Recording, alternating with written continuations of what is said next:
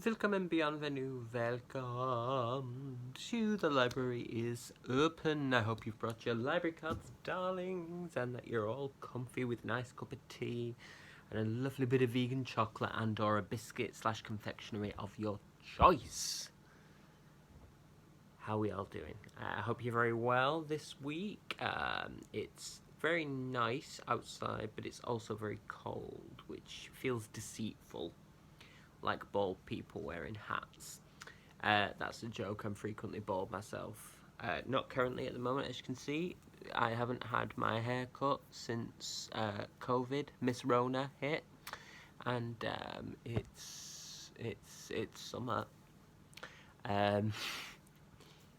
It's reminded me it hasn't been this long for a while actually. Longest it ever was. Don't know why I'm telling you this, but isn't that the point of a personal vlog, I should say. When I was a teenager, it used to be right down my back to about here. Maybe there. Was overestimated there.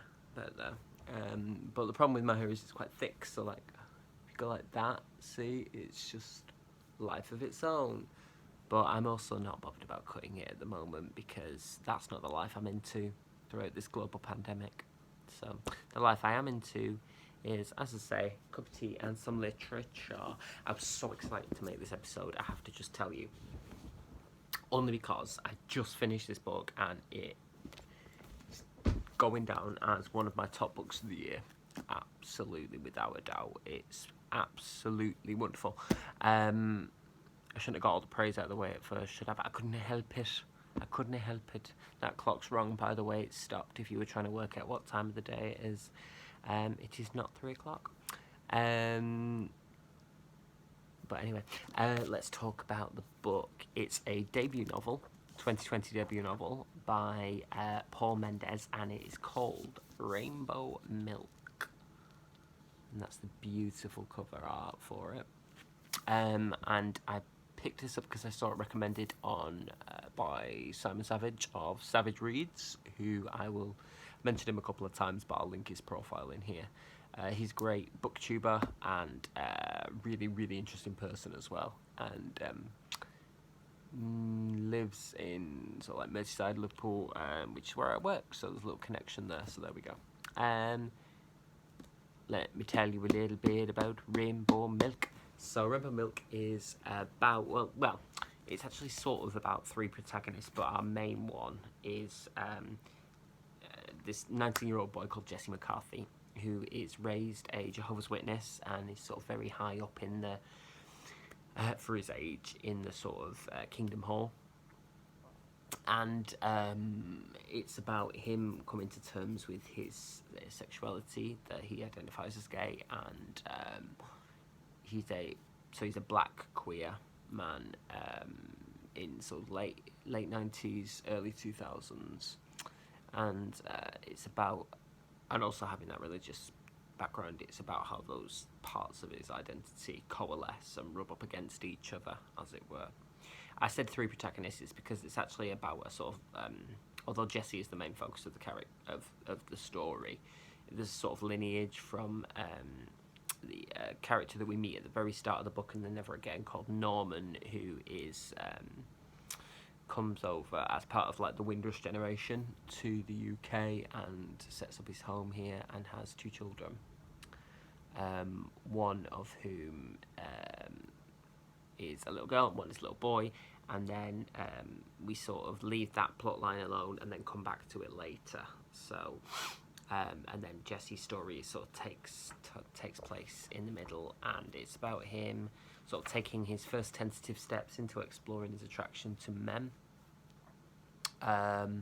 both fellow Jehovah's Witnesses and brothers, as they call them, and then his sexuality being disclosed, and he's disfellowshipped, I think they call it, from being a Jehovah's Witness. And then he sort of runs away from home and heads to London, where he works as a sex worker and tries sort of various different career choices and tries to figure out what he wants to do with his life and how to reconcile his identity Does he still believe in God in any way, shape or form? What does community look like? What is his specific attraction to what kinds of men, so on and so forth. And also, does he want like sort of constant companionship with a long-term lover? This is so hard to talk about because it's just so brilliant. It's just so good. It's a true sort of coming-of-age novel, which I believe is based on fact. I don't know how much is fiction and how much is fact, but Paul Mendez, who's I've followed on Twitter, he's actually, you can tell how much I like this book because I actually tweeted him. I tagged him in a tweet just to say how beautiful it was because I think loads of people should read this. I tell you what, this does have actually. I'm always fascinated with sex scenes in books, and I don't mean that in like a creepy way. I just mean how they're written and how people write about something that's usually so experiential and so like guttural and visceral, as it were. Guttural. I'm giving away myself here, but because I actually love the fact that there's an award. I may have mentioned it on the channel before for like worst written sex scenes in books. They sort of do it as a yearly award. I can't remember what it's called, but that but the sex scenes in this are immediate and erotically charged, but never over glamorized or over sordidized. That's not a word at all. They're never made more or less than what they are, and they're beautifully written. Like there's such an immediacy to them that doesn't feel like, I mean, if you're the sort of person who doesn't like to read about like physical intimacy and stuff like that, I completely get it, but this doesn't feel like manufactured in any way. It feels completely important to the plot because it's about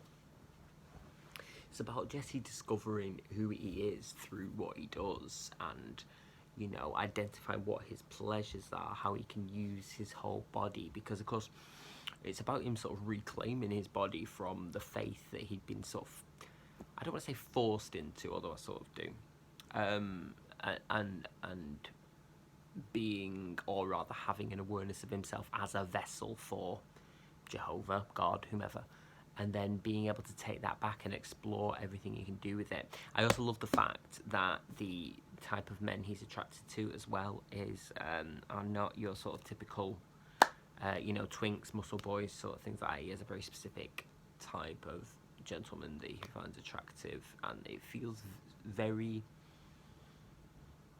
although it's explicit in some respects, it feels very pure as well, and it feels very much like you're rooting for him all the way through. It's like, oh, someone just love this guy. He has so much love and intelligence and so on and so forth to give. But which is not to say that this is a sort of aspirational novel of fantasy, because it's not. It's completely rooted in reality and the everyday experience of being a black, queer, formerly religious man. And it touches on so many issues that I think are so important, and I mentioned it briefly, I think, a couple of episodes ago when I talked about Real Life by Brandon Taylor, about it touches on the black diaspora, the elements of black British history in terms of like lineage and so on and so forth. So it touches on racism and the insidious effects of that. Some really powerful bits of writing about that, actually. Because the queer community can still be a very prejudiced place in terms of race and, for a number of things. Race is predominantly what springs to mind in relation to this, but also body shaming and, HIV status, so on and so forth, and he doesn't shy away from that. There's a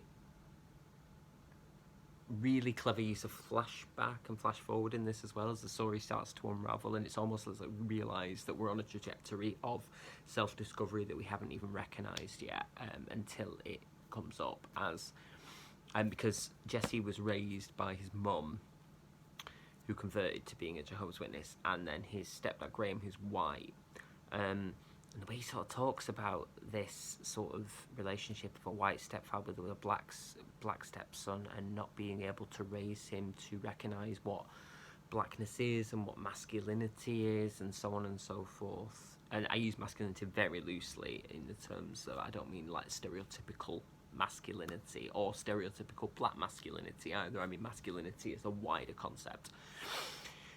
That's really fascinating. Reminded me a little bit actually of something that Ricky Beadle Blair, who's a good pal of, or rather admirer of Paul from Those Vegan Guys, and who I've also met. He met with us when we used to run Pink Triangle Theatre together. He did it in a series called Metrosexuality with one of the characters who had mixed parentage. So that's really interesting. And there's I actually, what I loved so much about this novel is the way it just evoked so many wonderful things that, because I'm well aware, let me just say that for a start, that there's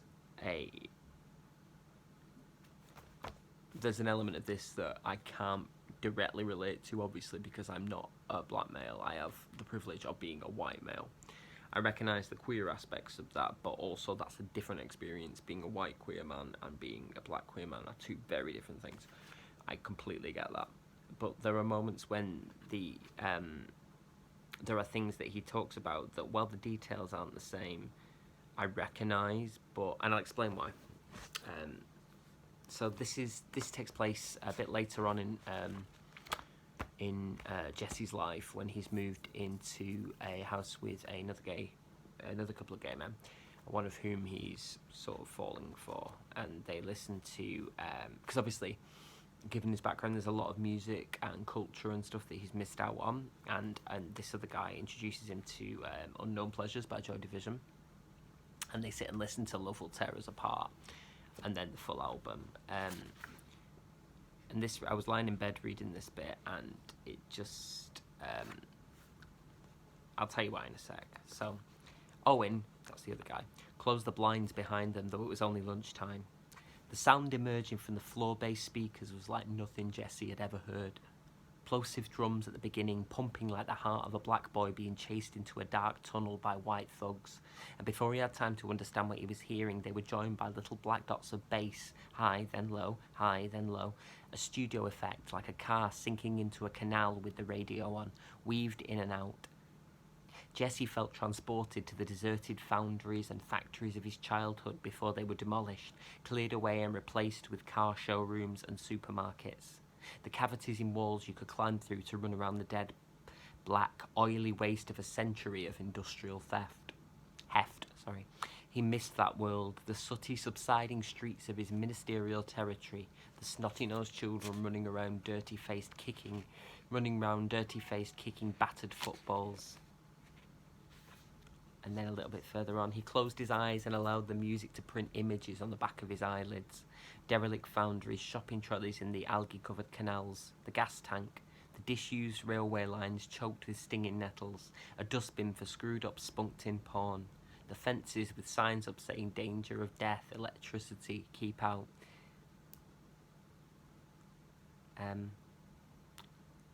So it goes into something else there, sorry. And this novel is sort of almost soundtracked with music from sort of the soul singers of the sort of 60s, 70s, and then going up to people like Mary J. Blige and so on and so forth, and Beyonce, and I should say there, Joy Division and Public Image Limited and stuff like that. And it really sort of, Massive Attack as well, in quite a memorable sequence. It really helps, I think, to like stop reading for a bit and put the earphones in, because it just reminded me so much of about, I don't know how many years ago it'd been, maybe 15, 16, something like that. No, longer, maybe 17 years. When I was working in the city centre, every so often as at one of the youth projects, I had a friend there, a couple of friends, and we used to drive all night after work. So it was a project that worked quite late into the night, and then one of my friends would drop us off at home, and we used to I have these, like, about an hour or so of driving around Manchester and the surrounding areas and just playing all this music, all stuff like Joy Division, New Order, The Smiths, who I do still love even though Morrissey's a jerk, and it always had the effect on me of I was stunned but not surprised by how much that music is of that city and how it sounds like what it looks like. You know that bit in The Smiths, this charming, where it says punctured bicycle on a hillside desolate, driving through the streets of Manchester playing stuff like that, or playing Love Will Tear Us Apart or Disorder, or, you know, whatever. It's like, that's the sound of these streets, and I think that's what Paul Mendez, brilliant writer by the way, does so well in here. He soundtracks every single thing that happens just beautifully, and I had to have a little cry. Not a cry because I was sad, but a cry of recognition, I guess, about that at least, as I say. And yeah, I just thought it was genius.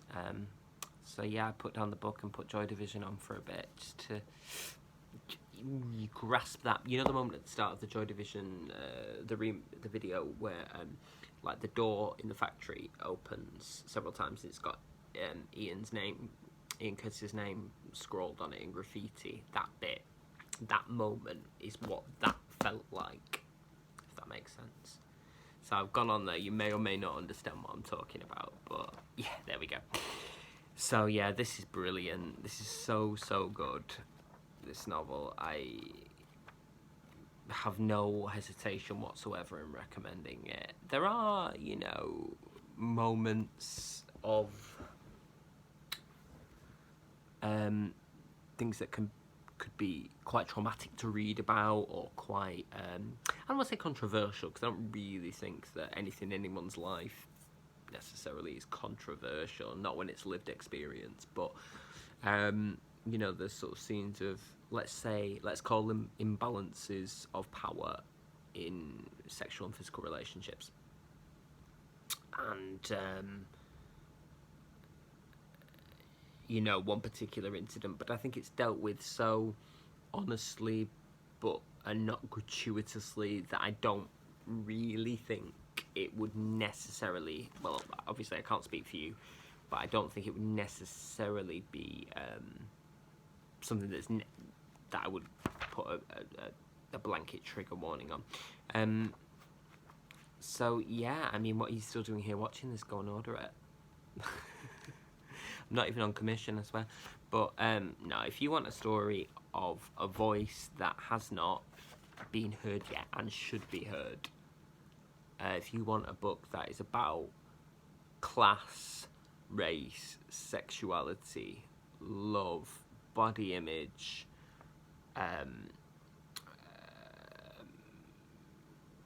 the diaspora of various communities, religion, religious intolerance, freedom and cross-cultural experience, then you really can't go wrong with this at all. This is, as I said at the start, this is I kind of can't tell you the final plot line because it would ruin the experience of the book, because that sort of comes out as it goes along, but yeah, I think you should do yourself a favour and buy a copy of Rainbow Milk, and just to support a new emerging writer. Well, no, that's wrong. He's not a new emerging writer. He's been a writer since 2002, but this is just his first novel. But support someone whose voice hasn't been out there in the publishing world yet, I should say. And and you'll also find out why it's called Rainbow Milk, which is, all I will say is it relates to food and Jesse's relationship with his mother, and when it comes, you're like, now I get it. So yeah, this is brilliant, and I have no hesitation whatsoever in recommending it to you. So that's Rainbow Milk. Pleasure to read. Enjoyed it very much, and you know, the hits just keep on coming. So thanks for joining me for that realised that even though I was like, I'm so excited to film this, I've still spoke at exactly the same rate as I always do. But you know, that's the Sue Lawley in me. Oh, she's in the book actually. That's quite interesting. But for a moment, that's quite funny because it's set in the Black Country, so there's loads of stuff. That's another thing I wanted to mention as well. Language. The language is beautiful because not only does it use regional accents, which is a rubbish name anyway, because regional implies in relation to London, which is like whatever. But then again, that's England for you. Not only does it employ local accents, let's say, phonetically and like written out sort of thing, but also, you know, accents from the countries in Africa. Where's the other country in? There's another country as well. Characters from various parts of all continents in this, and Paul does a beautiful thing where he manages to weave that language and what those sounds are into the narrative beautifully, and in a way that feels what's the word? Truthful to both the accent and the intention of the speaker. So there's always that, you know, I love language, I love sound. So it's almost like you enter this cacophony of sounds and spend time there hearing what Jesse's character would hear. So, yeah. Beautiful, that's the academic-y bit. So I hope you've enjoyed this, and thank you for coming back to join me in the only library that's currently open. I hope you're all taking care of yourselves and being safe, and put that library card safe as well while you're at it, because the library is now closed and will reopen for business in the next episode. In the meantime, drop your thoughts, your comments, and don't forget to give us a like, and if you would like to, do follow me on the social medias. Twitter, it's always listed in a pinned comment, but Twitter is @StuArt in capital letters Crowther, and Instagram is @CreepingMyasthma, because I share an Instagram with Miasma. I'd love to see you there for more bookish and drag related things. But take care of yourselves, much love, and I'll see you very soon.